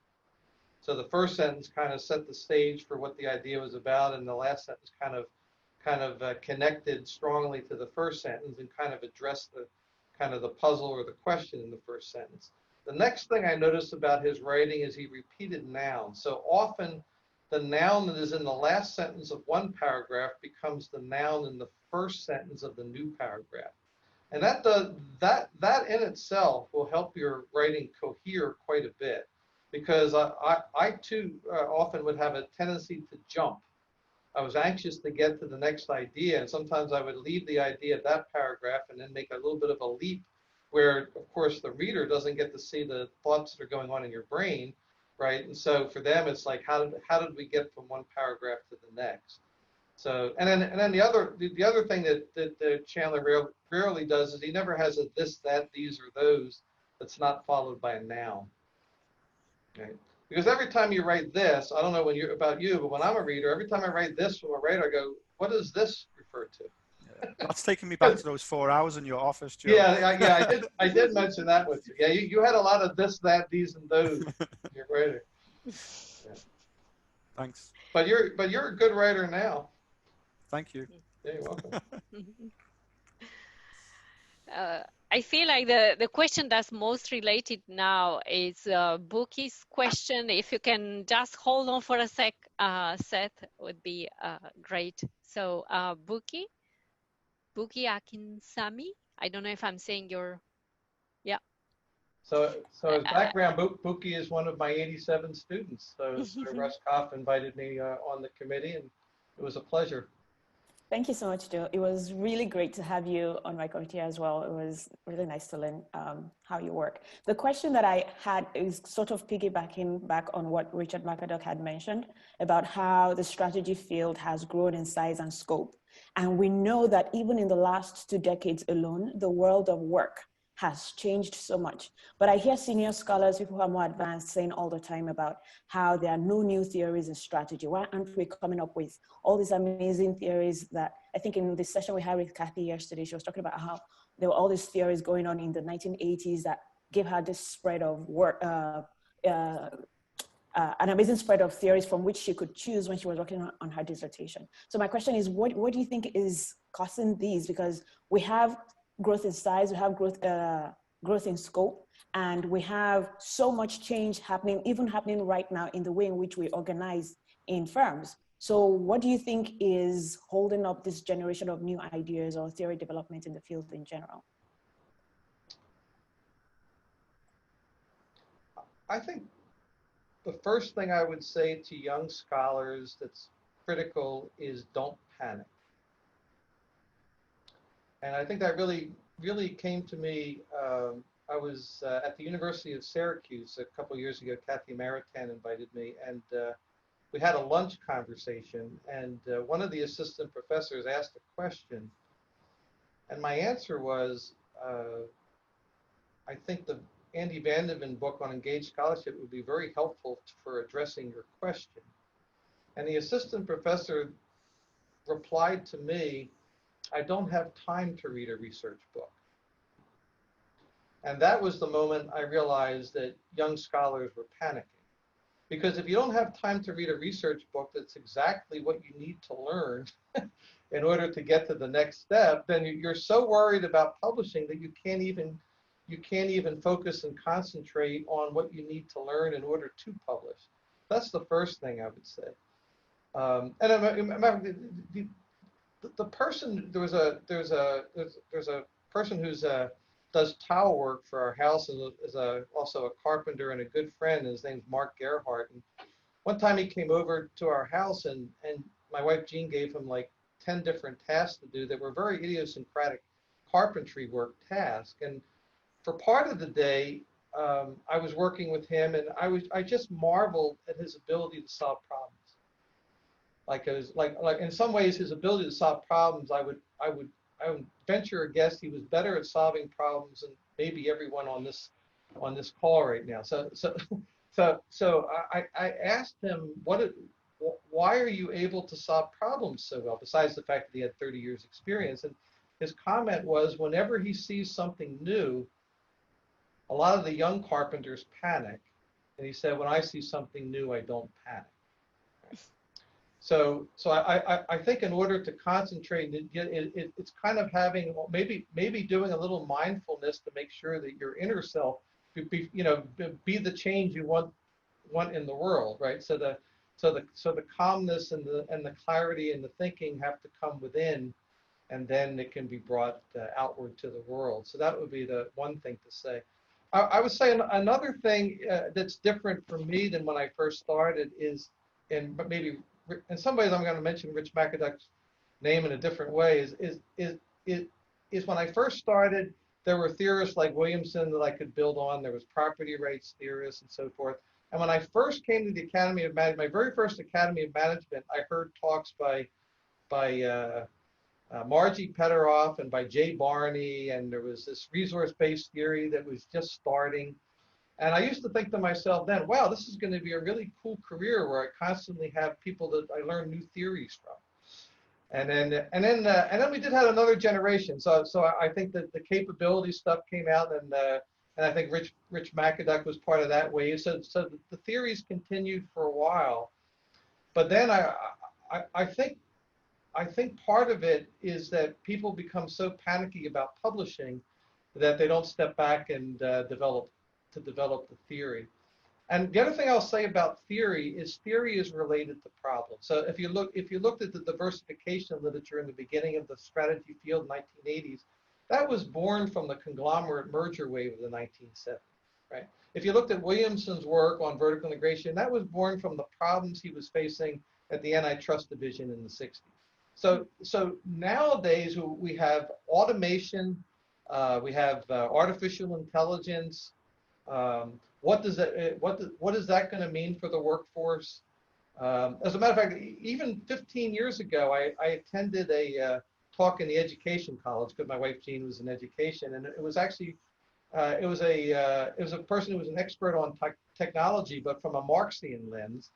And his comment, even 15 years ago, was, someday with technology, we're going to look at exploiting labor as the good old days, because he's going to say at some point it's going to be that there's no need to exploit any labor, right? And then the other issue, which I think is going to be for society itself of relevance, is from what I'm reading is that these technologies are kind of they're taking out the middle, right? So a lot of the replacements are in the middle level managers, and now you're going to have a lot of manual workers on the one hand and all the high end people on the other. So what's that going to do to wage dispersion, and how are you going to build a culture of an organization where there's these very different? It's almost like the movie Metropolis, where you have the workers in the underground society and then the elite in the above society. So that's so I think ultimately strategy is about corporate culture, and by corporate culture I mean the incentives, the governance. Holding things together is the glue that provides some coherence to a system. And I think there's a lot of system, and I think no one is better to deal with system strains within the business school than strategy faculty. So I would say have an eye out for the big problems that are still remediable, that you still can do something to make things better, but are systems related problems, because I really think that's the niche of that strategy is very strong in. Did I answer your question somewhere along the way? Yes. Okay. Somehow. Thank you. It was a beautiful answer, Joe. It made me, ask so many questions. Can we have more of you? It's just, I was taking notes. It's like, that's my way of synthesizing what you were saying. I know we can watch the YouTube video later, but okay. So then I'm gonna refrain myself from commenting and asking more questions. I'm gonna let Seth ask his questions. Please, Seth. Oh, sure. Yeah, thanks a lot, Denise. And Joe, it's great to see you virtually here. So the question I had was, so you mentioned your dissertation defense being a pretty memorable presentation, as it is for most of us. I'm wondering if you had any memorable talks that you gave when you were an assistant professor, whether it was like a seminar at another university or an internal brown bag or a presentation at a conference or something, and just something that sticks in your mind, whether good or bad. I'll let you interpret the word memorable, however you see fit. Right. I guess probably I was invited to Colorado Boulder for an institutional economics conference in which I was invited to give comments on a paper by Williamson. So that was kind of a thrill for me. I didn't pay attention to the timekeeper though, so I went a couple of minutes over. So to me, the real highlight was I mentioned that to Williamson that I didn't look at the timekeeper, so I apologize for being a couple of minutes over. And he said something very memorable to me. He said, "Well, that wasn't very strategic of you." So that's what I remember there. So I guess also I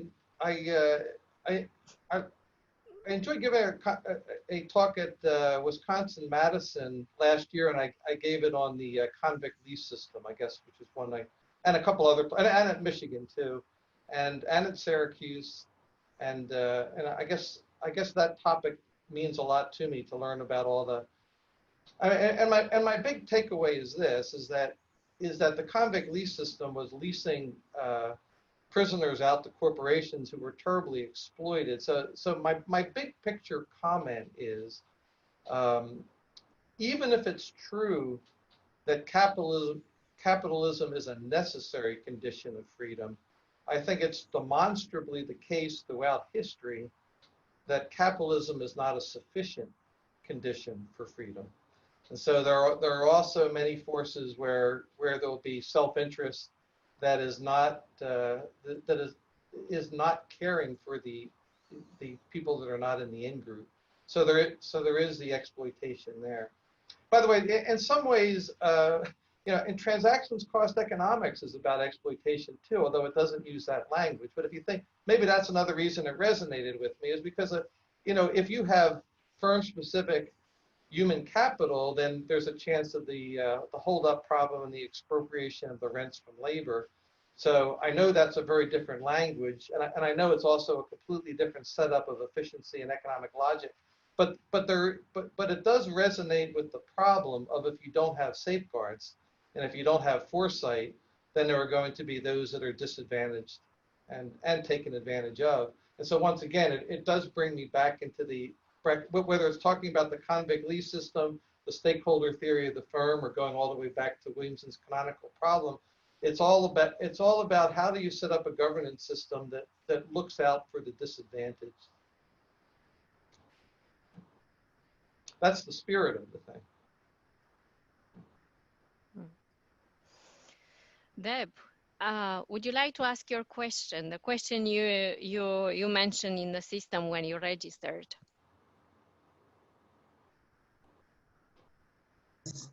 Yes. Yes, so I am a HSC Paris third year doctoral student. I had a question for you. Like, these days in the strategy field, there's a lot of emphasis on establishing the causal link, the what we call identification. Right. I mean, in your opinion, what is more important for advancement of theory, establishing the causal link that leads from the IV of interest to the DV, or explaining the mechanisms through which they occur, in the sense that, I mean, the why question, why does the IV lead to the DV, or showing specifically that the IV is actually leading to the DV. I mean, in these days, because there's a lot of emphasis on identification, and there are papers published solely on identification. So just wanted to have your opinion on that. Yeah. Well, I'll actually name a particular student from Illinois who didn't really have a strong, wasn't able to deal, had a bigger question and didn't deal with the endogeneity problem as much in her dissertation, was Mahoney, right? And I think when she went on the market, perhaps then was kind of like getting more towards the peak of focusing on endogeneity issues. But ultimately, she was at North Carolina Chapel Hill, hired, and her research was very strong on relevant problems and dealing as best you can with that bigger problem. I think another person who comes to mind is Lourdes Sosa. So in Lourdes, she basically will take a problem and then give 4 or 5 different possible, abductively, just give plausible stories about why we're seeing the relationship in the data, and then she'll work as best she can to eliminate all the other plausible outcomes and then or plausible stories, and then come up with the one that makes the most sense.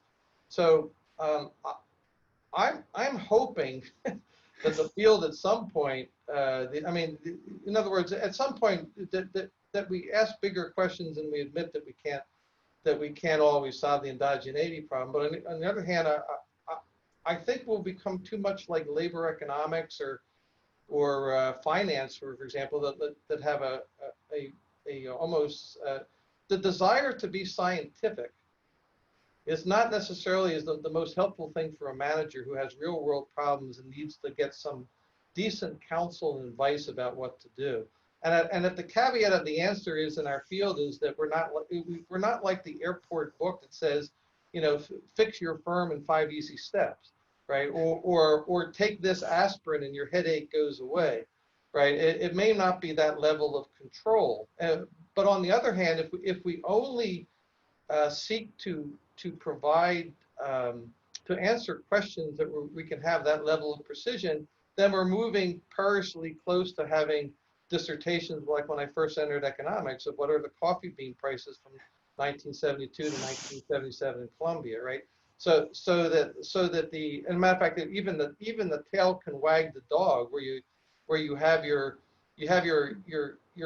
exogenous shock comes first, and by gosh, I'm going to use the latest methodology, and I'm going to figure out a context in which I can use it, right? But you know, but in the long run, that is going to have an excessive focus of our field on questions that take us even further away from being relevant to management. And I will say once again that, as a matter of fact, I think Ranjay Gulati talked about this as a social dilemma or a collective action problem.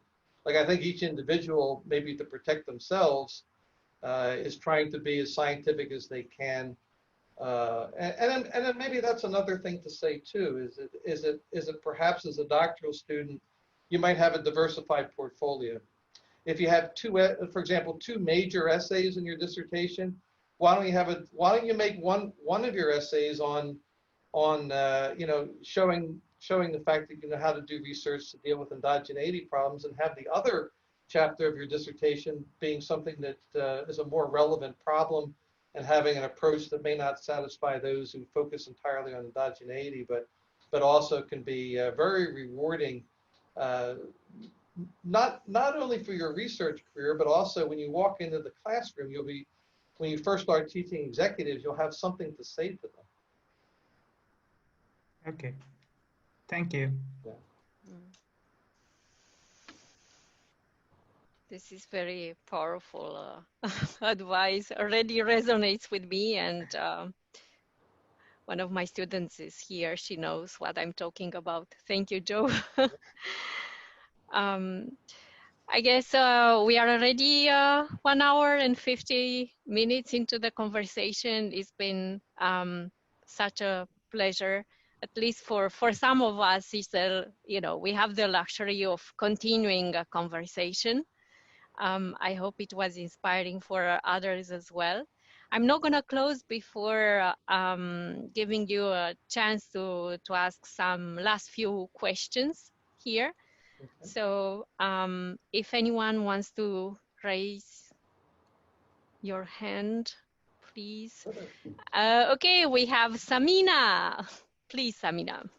Joe, can I ask, you know, Rich asked, what is the advice you give your doctoral students? And I see there's so many also junior faculty on this Zoom call. Can you tell them what is the, you know, some advice you would give to them as they're approaching tenure, dealing with the tenure clock, you know, looking forward, in quotes, to letter writers? What advice would you give to them, to assistant professors? Well, I guess in some ways my own actions are a little bit counter the culture. I don't like hierarchy. I don't like status. I just like learning and having fun, and I guess I kind of go about my life doing that. And then also I'm very proud of so many doctoral students from Illinois that are open-minded and pluralistic, and it really is the Illinois culture, which is not necessarily the culture for everybody, but I do think that makes me feel very happy. But I guess I would say, in ready to go up for, in preparing a couple of years before going up for tenure, I guess you have to appreciate the environment that you're in. That's more status oriented and so forth. So you need to cultivate people that are tenured and preferably full professors at good schools, because you need 6 or 7 letters from people from those schools. And so you have to have even before you go up for tenure, you should be sending, you should, by the time you get to your 3rd year or 4th year as assistant professor, you should have a pretty good idea who you would want to be your letter writers. And they have to come from good schools, and they have to be full professors. And so the one thing when I first came to Illinois that my department head recommended to me, which I did, is I sent out the papers to the key people in the field. The thing I would also recommend you to do is be a little bit counter. Don't send the PDF, because that'll just get lost. That'll just get send a hard copy.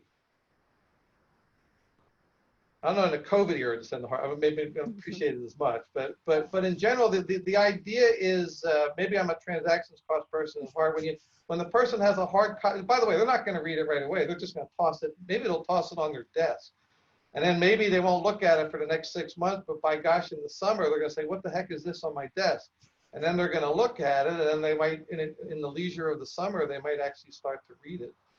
And so lower the transactions costs for the people that you want to read your work, and know who you want to send it out to. And also even the people that you cite within the paper that were influential in your thinking, they should be people. So when I was sending out different papers, I wouldn't necessarily send them to the exact same people. I would customize it to the people who I was speaking to in a conversation for that particular paper. Thanks, Joe. Can I ask you 2-3 fun questions before we let you go? Sure. Can I also just give a footnote to that? When I first started, I would send every one of I got 50 copies free at Illinois. So I'd send it. And the thing that I learned, much to my surprise, is when I sent the 50 out, I usually got 6 or 7 back. And the people I would get letters back from would be Alfred Chandler, Oliver Williamson, Harold Demsetz, Bill Ouchi, so a lot, Jim March. So the thing I learned from that was that the people who are great scholars are the ones that are engaged in ideas. So if you want to be a good scholar at a good school, and if it's the external trappings, you can get all that by publishing. But I think the path to being in greatness, and also it really helps if you enjoy it. So I remember one time I asked Edith Penrose, the only time I met her, I asked her advice, and her advice was have fun. Thanks, Joe. I also want to thank you. I've learned a lot about education in the prison system after talking to you, and oh, cool. My own little research. Yeah, I'd love to chat with you about that sometime. Did you have another question? I did. So these are some fun questions I want to ask about you. So what's your favorite dessert? My favorite dessert, which I prepared and my brother helped me think a lot about, we discussed, I like Haagen-Dazs vanilla Swiss almond ice cream, because I like the combination of the high quality vanilla and the taste of chocolate and an almond embedded within it. Well, that is a very specific answer. Now we're all going to go try that. Okay, thank you. Do you have a favorite author or book, or a genre of books that you like to read? I actually like not business history, but I really have come to enjoy history biographies. Like right now, I actually got like 5 different used books on Andrew Johnson, and I'm going through each of those. And the reason I like reading the historians, a couple different reasons. One is they write more beautifully than most of us in the business school. So because there's such competition, so to be a top historian at a top school is really extraordinary in terms of the ability. So first of all, it's a real joy to read those authors because they write with such coherence. It's really good for the brain too. After a steady diet of PowerPoints for a week, it's really wonderful to sit back and read someone who can help you wire your brain. I would say in the last 4 or 5 years, reading a lot of history books has literally transformed my brain. For a while, I was getting really mush from too many years of just looking at the screen, and I feel like I'm regaining my brain's youth by connecting the synapses by reading beautiful history books. The second thing I learned from the historians is they triangulate tremendously. They'll read diaries. They'll read church records. They'll all the secondary sources, tremendous number of primary sources, and so their carefulness of what they do is just it's really a lesson for all of us in triangulation. And my last question is, other than reading, which is one thing I asked you about, do you have any other hobbies? Or I like, now I know you can sing like Elvis. There's something I didn't know, but are there some other hobbies you pursue? Or I wonder about all of you amazing scholars and mentors who must be so busy. What do you do to unplug? Or I really enjoyed tennis, so I played a lot of tennis, and then Denise. Oh, we just kind of lost the picture there. I'm sorry. That's okay. There we go. We're back. So I can see you again. Yes, I really enjoyed tennis, and now that I'm over 60, the last year or two, I've finally taken up sport I've ignored most of my life, but I'm taking up golf, and I quite enjoy it. The thing that's seductive about golf is every once in a while you hit the ball beautifully. And even if you only do it once on the 18 holes of the golf course, it brings you back for the next week. Awesome. Thank you so much, Joe, for on behalf of the division, for making the time to talk to all of us today. And also thank you everyone for spending the time. I do know for a fact that it's much easier to talk than it is to listen. So thank you very much. Thank you. Denise, I'll let you say goodbye. Yeah, yes. So I actually wanted to share this beautiful picture. Can you guys see it? Can everyone see it? Or not? Yeah, the Folger Hall. Yes. So, you know, speaking about hobbies and having the privilege to know Joe, I should say that usually the conversation with Joe is around the quad. This is the quad at the University of Illinois, and I think all of us had this amazing experience of walking around the quad and exchanging ideas with Joe, and it has always been one of the highlights of our PhD life, you know, when you'd be down and Joe had this sense of, okay, now is the time to talk to a student.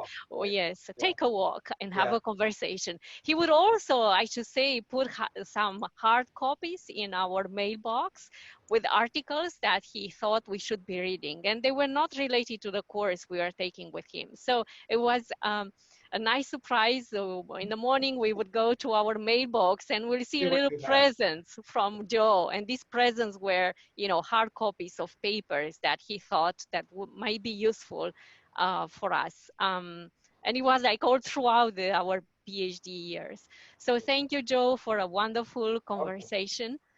Also, that Folger auditorium right there is where on the top step there, I've had conversations with many doctoral students over the years. It's a beautiful place to sit and talk. By the way, there's the twin of this building that's at Tsinghua University in China, and the architect that built this building also built its twin at Tsinghua in China. Like as many of you know, Hussein Leblabichi is an important part of the DNA of the culture of the College of Business at Illinois, and he has a picture taken in front of the twin building at the Tsinghua University. Yet another detail that we didn't know. Did you know, Joe, John, or Seth? I had no idea. Yeah, you can check that out on Google Image.